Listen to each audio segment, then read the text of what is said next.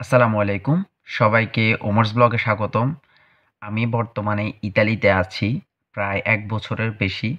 তো আজকে কিছু আমার নিজস্ব অভিজ্ঞতা থেকে আপনাদের সাথে কিছু জিনিস শেয়ার করতে যাচ্ছি।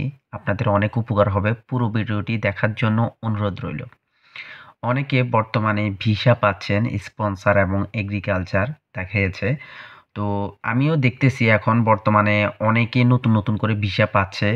আ বিএফএস গ্লোবালে অলরেডি ভিসা ছাড়তেছে কয়েকটা ৫টা ১০টা করে ছাড়তেছে। তো যারা নতুন আসবেন ইতালিতে তাদের জন্য কিছু পরামর্শ দেওয়াটা খুবই জরুরি। তো প্রথমত কথা হচ্ছে যে যারা আসবেন শীতের মৌসুমে আসবেন কারণ ইতালিতে মাত্র ৪ মাস হচ্ছে আপনার গরম। ৪ থেকে ৫ মাস হচ্ছে গরম, বাকি মাসগুলা হচ্ছে শীতকাল। তাও যে সে শীত না, প্রচণ্ড পরিমাণ শীত। তো আসার সময় অবশ্যই আপনারা জিন্সের প্যান্ট এবং কি ইনার এবং কি আপনারা জ্যাকেট নিয়ে আসবেন। তো জ্যাকেট নেওয়ার একটা সিস্টেম আছে যে মাইনাসের জ্যাকেটগুলা এগুলা গায়ে পরে নিয়ে আসবেন কারণ এগুলার একেকটার কেজি হচ্ছে ধরেন ৩ কেজি, ২.৫ কেজির মতো আপনারা ভালো করেই জানেন বাংলাদেশ থেকে কিনলে বুঝবেন।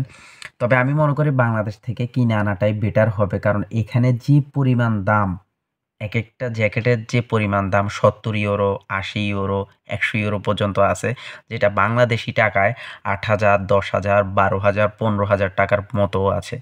তো সেই হিসাবে আপনারা বাংলাদেশ থেকে জিন্সের প্যান্ট এবং কি জিন্সের প্যান্টের দামও কিন্তু অনেক হিউজ পরিমাণ। কারণ এগুলা বাংলাদেশ, পাকিস্তান, মায়ানমার, ইন্ডিয়া থেকে ইম্পোর্ট করে আনে। তো সেই হিসাবে সেজন্যই এগুলার দাম অনেক বেশি। একেকটা জিন্সের প্যান্টের দাম ৬০ ইউরো, ৭০ ইউরো, ৮০ ইউরো পর্যন্ত।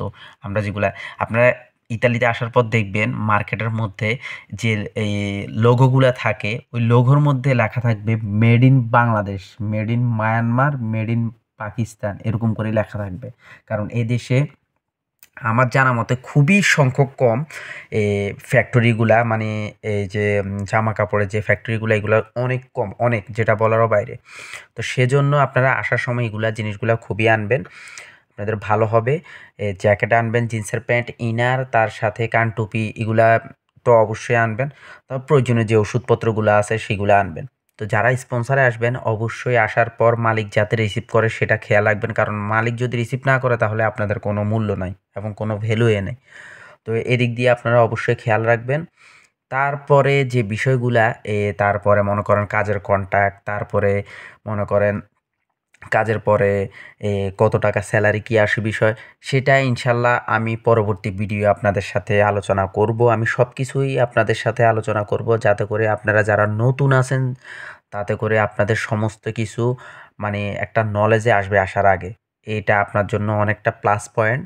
তো আমার পিছলা ভিডিওগুলাও দেখবেন, এগুলার মধ্যে অনেক ইনফরমেশনগুলো আছে গুরুত্বপূর্ণ এবং কি এই ভিডিওটি যদি আপনাদের কাছে ভালো লেগে থাকে অবশ্যই আপনারা আমার ইউটিউব চ্যানেলটি সাবস্ক্রাইব করবেন পরবর্তী ভিডিও পাওয়ার জন্য এবং সেম ওমরস ব্লগ 1 আমার পেজ আছে, পেজের সাথে সংযুক্ত থাকবেন। আমি প্রতিনিয়ত বিভিন্ন রকমের ভিডিও ছেড়ে থাকি, আপনাদের অনেক উপকারে আসবে বলে আমি মনে করি।